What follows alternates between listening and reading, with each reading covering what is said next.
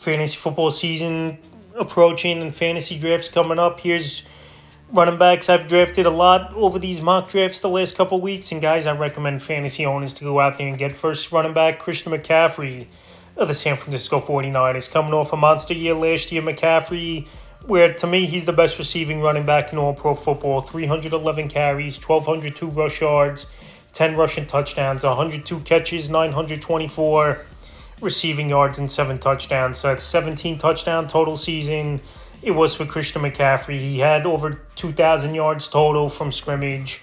And he's just a great player. The only thing with McCaffrey, obviously, you got to look out for his injury. And right now, in training camp, he sat out the last couple of days with tightness. But McCaffrey, unless he physically can't go, we know he's still going to go out there, be a gamer. He's obviously the engine to this offense over there in San Francisco. And like I said, this guy every year over 2,000 yards from scrimmage. PPR machine is Christian McCaffrey. And if you could get him 5th, 6th, even 7th, I've seen him drop in fantasy drafts. I know it's the first round where that's still great for him going first round, but the value over there where arguably he could challenge Jahmyr Gibbs and Bijan Robinson as a top running back this season is Christian McCaffrey if he stays healthy. So the big if is health, obviously, but when he's on the field, he's arguably the best running back still in pro football, and definitely someone every time, especially in that mid to the later round of the first round, you're going to want to draft this season as long as he comes out of training camp without a major injury. Next running back, Quinshon Judkins of the Cleveland Browns. So this Brown offense, I know it's going to be a tough year for them if it's Deshaun Watson, Shedeur Sanders at quarterback, not much in the receiving room. Jerry Jeudy, Casey Concepcion, rookie, Boston Jr., rookie as well. Harold Fannin at the tight end position had a good rookie season, but only entering his second year. But Quinshon Judkins, a second-year running back as well only, and last year he barely had a training camp, was Judkins, and he still went out there and had a productive year, 230 carries, 827 rush yards, 7 touchdowns, 26 catches, 171 receiving yards, and a 2-point conversion. So like I said, he had a light training camp.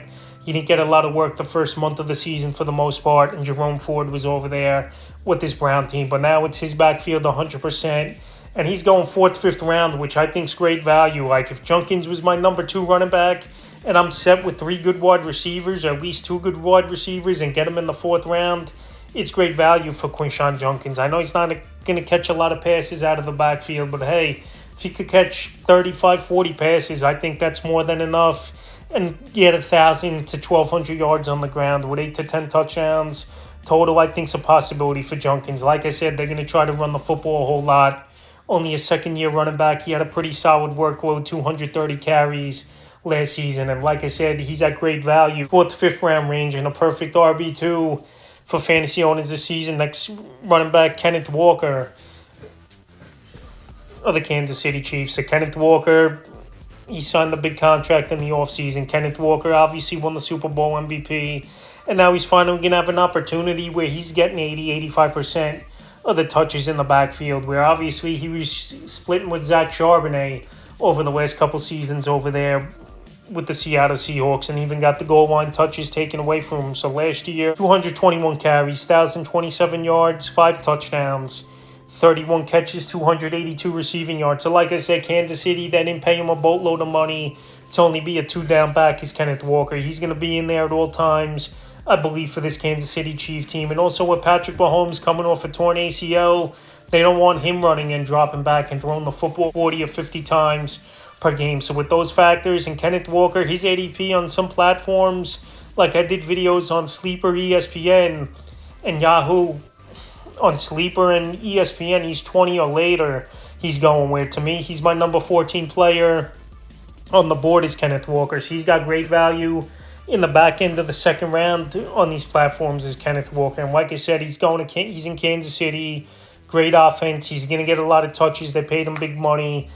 And like I said, coming off a Super Bowl MVP, he's got a lot of momentum entering the season is Kenneth Walker. Next back, I would keep drafting TreVeyon Henderson of the New England Patriots. So I expect it to be a 50-50 split over there with obviously Ramondre Stevenson and TreVeyon Henderson. But Henderson, to me, he's got that game-breaking ability. We saw it last season in a game at the Tampa Bay Bucks where he had 3 touchdowns in that one. And he just has to obviously get a little bit better at his pass protection and catching the football out of the backfield. He could improve on as well. Last season, 180 carries, 911 yards, 9 touchdowns, 35 catches, 221 receiving yards, and a receiving touchdown. So like I said, if he could boost up his receiving game and get those 108 carries up to like 200 to 210, he'll be a 1,000-yard rusher this season, is Henderson. Like I said, he's got home run ability, breakaway speed, and now with them adding A.J. Brown and Romeo Doubs in the offseason, the boxes aren't going to be as loaded where teams got to go out there and defend those 2 wide receivers. So TreVeyon Henderson, he's going late 5th, 6th-round range, which I think is great value for a guy. A lot of appeal going into the season.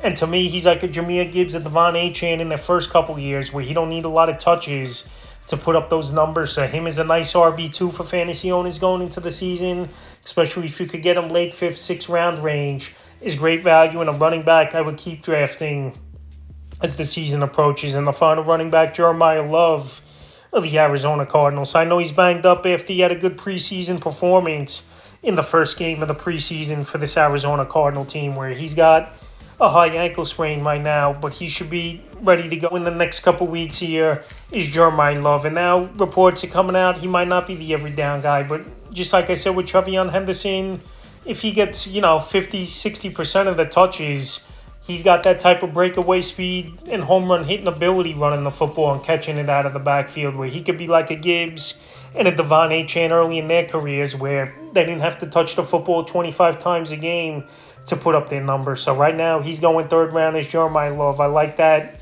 range where he's going, where, like I said, he's got that big ability to be a big-time running back as a dual threat out of the backfield. And like I said, once he hits that second level, could burn a secondary, because he's one of the better running back prospects to come out in the last 10 years in the NFL draft is Jeremiah Love. So I think they might ease him in early in the season, 10, 15 touches per game. But the more he touches the football and they see the skill set is this Arizona Cardinal team, he's going to get more touches. And like I said, to get him in the 3rd round, I still think it's great value, where he's a guy that doesn't need tons of touches to put up his numbers. So that's a few running backs I keep drafting and recommend to draft entering the 2026 fantasy football season.